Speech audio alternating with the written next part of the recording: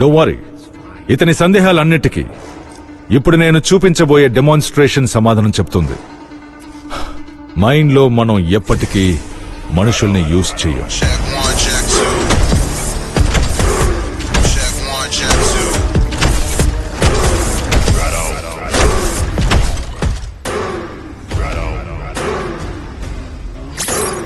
Pressure, heat, electricity అని దేన్నైనా తట్టుకోగలడు this guy.